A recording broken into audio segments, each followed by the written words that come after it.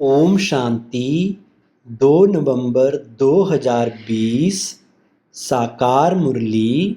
आज की मुरली का सार है, मीठे बच्चे, या पुरुषोत्तम संगम युग है। पुरानी दुनिया बदल अब नई बन रही है। तुम्हें अब पुरुषार्थ कर उत्तम देव पद पाना है। प्रश्न: सर्विसेबल बच्चों की बुद्धि में कौन सी बात सदैव याद रहती है? उत्तर: उन्हें याद रहता कि धन दिए धन ना खूटे, इसलिए वो रात दिन नींद का भी त्याग कर ज्ञान धन का दान करते रहते हैं, थकते नहीं। लेकिन अगर खुद में कोई अवगुण होगा तो सर्विस करने का भी उमंग नहीं आ सकता है। ओम शांति। मीठे मीठे रूहानी बच्चों प्रति बाप बैठ समझाते हैं। बच्चे जानते हैं, परम पिता रोज रोज समझाते हैं।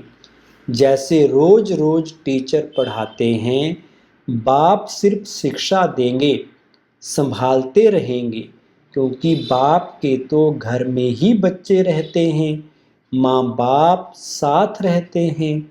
यहाँ तो यह वंडरफुल बात है, रूहानी बाप के पास तुम रहते हो। एक तो रूहानी बाप के पास मूल वतन में रहते हो, फिर कल्प में एक ही बार बाप आते हैं बच्चों को वर्षा देने व पावन बनाने, सुख व शांति देने, तो जरूर नीचे आकर रहते होंगे। इसमें ही मनुष्यों का मुंझारा है। गायन भी है, साधारण तन में प्रवेश करते हैं। अब साधारण तन कहाँ से उड़कर तो नहीं आता, जरूर मनुष्य के तन में ही आते हैं। सो भी बताते हैं, मैं इस तन में प्रवेश करता हूँ। तुम बच्चे भी अब समझते हो, बाप हमको स्वर्ग का वर्षा देने आए हैं। जरूर हम लायक नहीं हैं, पतित बन गए हैं। सब कहते भी हैं, हे पतित पावन आओ, आकर हम पतितों को पावन बनाओ। बाप कहते हैं, मुझे कल्प कल्प पतितों को पावन करने की ड्यूटी मिली हुई है। हे बच्चों, अब इस पतित दुनिया को पावन बनाना है। पुरानी दुनिया को पतित, नई दुनिया को पावन कहेंगे। गोया पुरानी दुनिया को नया बनाने बाप आए हैं। कलयुग की तो कोई भी नई दुनिया नहीं कहेंगे। या तो समझ की बात है ना, कलयुग है पुरानी दुनिया। बाप भी आएंगे जरूर पुराने और नए के संगम पर। जब कहाँ भी तुम या समझाते हो तो बोलो, या पुरुषोत्तम संगम युग है, बाप आया हुआ है। सारी दुनिया में ऐसा कोई मनुष्य नहीं जिसको यह पता हो कि यह पुरुषोत्तम संगम युग है। जरूर तुम संगम युग पर हो, तब तो समझाते हो। मुख्य बात है ही संगम युग की, तो पॉइंट्स भी बहुत जरूरी हैं। जो बात कोई नहीं जानते वह समझानी पड़े, इसलिए बाबा ने कहा था, यह जरूर लिखना है कि अब पुरुषोत्तम संगम युग है। नए युग अर्थात सतयुग के चित्र भी हैं। मनुष्य कैसे समझें कि यह लक्ष्मी नारायण सतयुगी नई दुनिया के मालिक हैं। उनके ऊपर अक्षर जरूर चाहिए, पुरुषोत्तम संगम युग, या जरूर लिखना है, क्योंकि यही मुख्य बात है।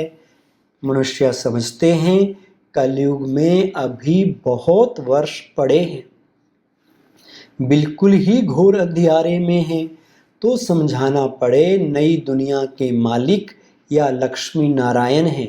यह है पूरी निशानी। तुम कहते हो इस राज्य की स्थापना हो रही है। गीत भी है, नवयुग आया, अज्ञान नींद से जागो।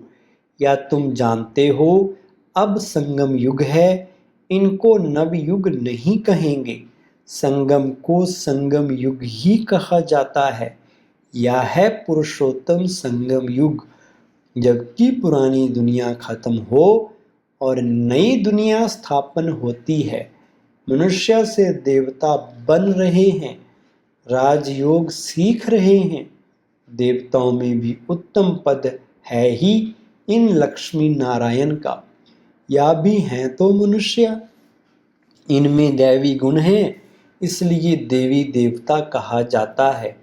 सबसे उत्तम गुण है पवित्रता का, तब तो मनुष्य देवताओं के आगे जाकर माथा टेकते हैं। यह सब पॉइंट्स बुद्धि में धारण उनको होगी जो सर्विस करते रहते हैं। कहा जाता है धन दिए धन ना खूटे। बहुत समझानी मिलती रहती है, नॉलेज तो बहुत सहज है, परंतु कोई में धारणा अच्छी होती, कोई में नहीं होती है। जिनमें अवगुण हैं वह तो सेंटर संभाल भी नहीं सकते हैं। तो बाप बच्चों को समझाते हैं, प्रदर्शनी में भी सीधे सीधे अक्षर देने चाहिए। पुरुषोत्तम संगम युग तो मुख्य समझाना चाहिए। इस संगम पर आदि सनातन देवी देवता धर्म की स्थापना हो रही है। जब यह धर्म था तो और कोई धर्म नहीं था। या जो महाभारत लड़ाई है उनकी भी ड्रामा में नूंद है। या भी अभी निकले हैं, आगे थोड़े ही थे। 100 वर्ष के अंदर सब खलास हो जाते हैं। संगम युग को कम से कम 100 वर्ष तो चाहिए ना। सारी नई दुनिया बननी है। न्यू दिल्ली बनाने में कितना वर्ष लगा? तुम समझते हो भारत में ही नई दुनिया होती है, फिर पुरानी खलास हो जाएगी। कुछ तो रहती है ना, प्रलय तो होती नहीं। यह सब बातें बुद्धि में हैं। अभी है संगम युग। नई दुनिया में जरूर या देवी देवता थे, फिर यही होंगे। यह है राजयोग की पढ़ाई। अगर कोई डिटेल में नहीं समझा सकते हैं तो सिर्फ एक बात बोलो, परम पिता परमात्मा जो सबका बाप है उनको तो सब याद करते हैं। वह हम सब बच्चों को कहते हैं तुम पतित बन पड़े हो, पुकारते भी हो हे पतित पावन आओ। बरोबर कलयुग में है पतित, सतयुग में पावन होते हैं। अब परमपिता परमात्मा कहते हैं देह सहित या सब पतित से बंध छोड़ माँ में कम याद करो तो पावन बन जाएंगे। या गीता के ही अक्षर हैं। है भी गीता का युग। गीता संगम युग पर ही गाई हुई थी, जबकि विनाश हुआ था। बाप ने राजयोग सिखाया था, राजाई स्थापन हुई थी, फिर जरूर होगी। या सब रूहानी बाप समझाते हैं ना। चलो इस तन में ना आए और कोई में भी आए, समझानी तो बाप की है ना। हम इनका तो नाम लेते नहीं हैं, हम तो सिर्फ बतलाते हैं। बाप कहते हैं मुझे याद करो तो तुम पावन बन और मेरे पास चले आएंगे। इतना सहज है, सिर्फ मुझे याद करो और 84 के चक्कर का ज्ञान बुद्धि में हो। जो धारणा करेगा वह चक्रवर्ती राजा बनेगा। यह मैसेज तो सब धर्म वालों के लिए है। घर तो सबको जाना है, हम भी घर का ही रास्ता बताते हैं। पादरी आदि कोई भी हो, तुम उनको बाप का संदेश दे सकते हो। तुमको खुशी का बहुत पारा चढ़ना चाहिए। परम पिता परमात्मा कहते हैं माँ में कम याद करो तो तुम्हारे विक्रम विनाश होंगे। सबको यही याद कराओ। बाप का पैगाम सुनाना ही नंबर 1 सर्विस है। गीता का युग भी अब है। बाप आए हैं, इसलिए वही चित्र शुरू में रखना चाहिए। जो समझते हैं हम बाप का पैगाम दे सकते हैं तो तैयार रहना चाहिए।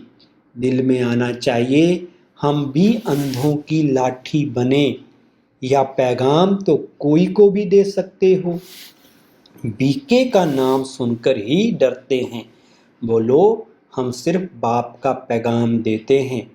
परमपिता परमात्मा कहते हैं, मुझे याद करो बस। हम किसकी गिलानी नहीं करते। बाप कहते हैं, माँ में कम याद करो, मैं ऊंच ते ऊंच पतित पावन हूँ। मुझे याद करने से तुम्हारे विक्रम विनाश होंगे। या नोट करो, यह बहुत काम की चीज है। हाथ पर व बाह पर अक्षर लिखाते हैं ना, या भी लिख दो। इतना सिर्फ बताया तो भी रहम दिल कल्याणकारी बने। अपने से प्रण करना चाहिए। सर्विस जरूर करनी है, फिर आदत पड़ जाएगी। यहाँ भी तुम समझा सकते हो, चित्र दे सकते हो। यह है पैगाम देने की चीज। लाखों बन जाएंगे। घर घर में जाकर पैगाम देना है। पैसा कोई दे ना दे, बोलो बाप तो है ही गरीब निवाज। हमारा फर्ज है घर घर में पैगाम देना। या बाप दादा, इनसे यह वर्षा मिलता है। 84 जन्म या लेंगे। इनका यह अंतिम जन्म है। हम ब्राह्मण हैं, सो फिर देवता बनेंगे। ब्रह्मा भी ब्राह्मण है। प्रजापिता ब्रह्मा अकेला तो नहीं होगा ना, जरूर ब्राह्मण वंशावली भी होगी ना। ब्रह्मा सो विष्णु देवता ब्राह्मण है चोटी। वही देवता क्षत्रिय वैश्य शूद्र बनते हैं। कोई जरूर निकलेंगे जो तुम्हारी बातों को समझेंगे। पुरुष भी सर्विस कर सकते हैं।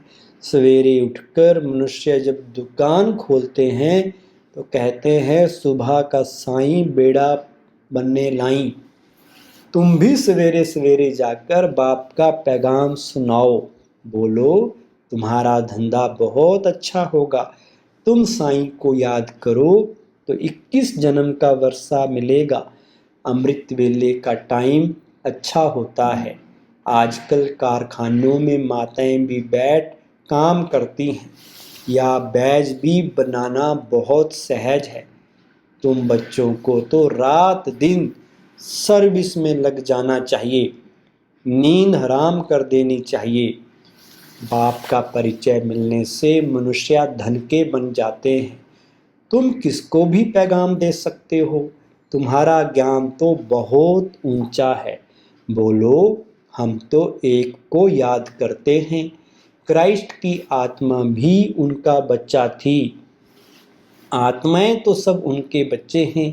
वही गॉड फादर कहते हैं कि और कोई भी देहधारियों को मत याद करो।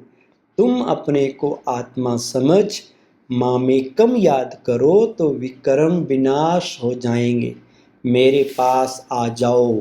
मनुष्य पुरुषार्थ करते ही हैं घर जाने के लिए, परंतु जाता कोई भी नहीं। देखा जाता है बच्चे अभी बहुत ठंडे हैं। इतनी मेहनत पहुंचती नहीं, बहाना करते रहते हैं। इसमें बहुत सहन भी करना पड़ता है। धर्म स्थापक को कितना सहन करना पड़ता है। क्राइस्ट के लिए भी कहते हैं, उनको क्रॉस पर चढ़ाया। तुम्हारा काम है सबको संदेश देना। उसके लिए युक्तियां बाबा बताते रहते हैं। कोई सर्विस नहीं करते हैं तो बाबा समझते हैं धारणा नहीं है। बाबा राय देते हैं कैसे पैगाम दो। ट्रेन में भी तुम यह पैगाम देते रहो। तुम जानते हो हम स्वर्ग में जाते हैं, कोई शांति धाम में भी जाएंगे ना। रास्ता तो तुम ही बता सकते हो। तुम ब्राह्मणों को ही जाना चाहिए।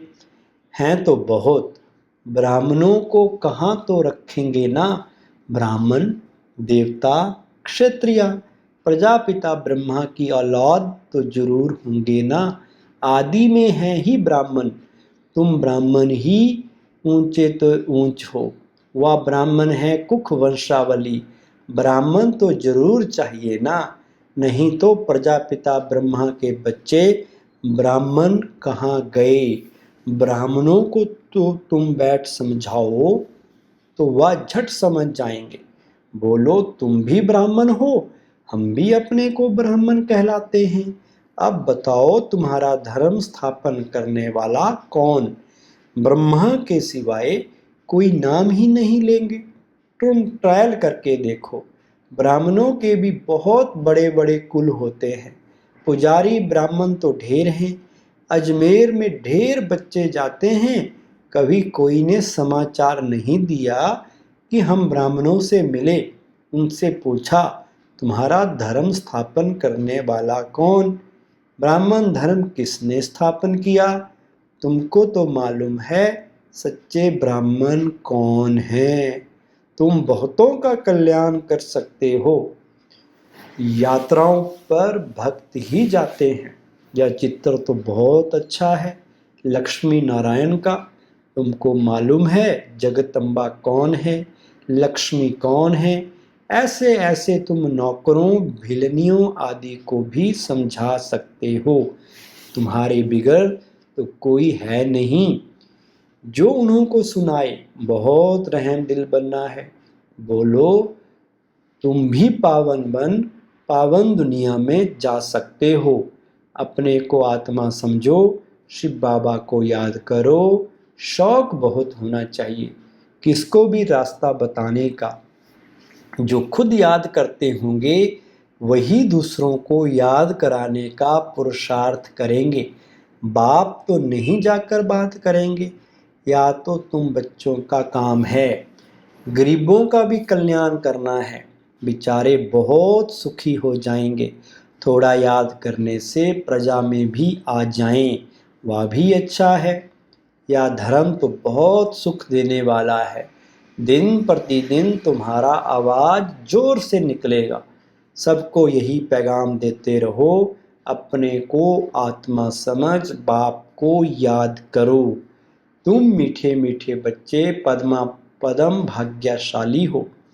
जबकि महिमा सुनते हो तो समझते हो, फिर भी कोई बात की फिक्रात आदि क्यों करनी चाहिए? यह है गुप्त ज्ञान, गुप्त खुशी। तुम हो इनकॉग्निटो वॉरियर्स। तुमको अननोन बट तुमको अननोन वॉरियर्स कहेंगे और कोई अननोन वॉरियर्स हो नहीं सकता। तुम्हारा दिलवाड़ा मंदिर पूरा यादगार है। दिल लेने वाले का परिवार है ना। महावीर महावीरनी और उनकी औलाद यह पूरा पूरा तीर्थ है। काशी से भी ऊंची जगह हुई। अच्छा मीठे मीठे सिक्के लिधे बच्चों प्रति मात पिता बाप दादा का याद प्यार और गुड मॉर्निंग। रूहानी बाप की रूहानी बच्चों को नमस्ते। हम रूहानी बच्चों की रूहानी बाप दादा को नमस्ते। धारणा के लिए मुख्य सार घर घर में जाकर बाप का पैगाम देना है। सर्विस करने का प्रण करो। सर्विस के लिए कोई भी बहाना मत दो। नंबर 2, किसी भी बात की फिक्रात नहीं करनी है। गुप्त खुशी में रहना है। किसी भी देहधारी को याद नहीं करना है। एक बाप की याद में रहना है। वरदान परिस्थितियों को गुड लक समझ अपने निश्चय के फाउंडेशन को मजबूत बनाने वाले अचल अडोल भव। विस्तार है कोई भी परिस्थिति आए तो आप हाई जंप दे दो, क्योंकि परिस्थिति आना भी गुड लक है। यह निश्चय के फाउंडेशन को मजबूत करने का साधन है। आप जब एक बारी अंगद के समान मजबूत हो जाएंगे तो यह पेपर भी नमस्कार करेंगे। पहले विकराल रूप में आएंगे और फिर दासी बन जाएंगे। चैलेंज करो, हम महावीर हैं। जैसे पानी के ऊपर लकीर ठहर नहीं सकती, ऐसे मुझ मास्टर सागर के ऊपर कोई परिस्थिति वार कर नहीं सकती। स्वस्थिति में रहने से अचल अडोल बन जाएंगे। स्लोगन: नॉलेजफुल वह है जिसका हर कर्म श्रेष्ठ और सफल हो। ओम शांति।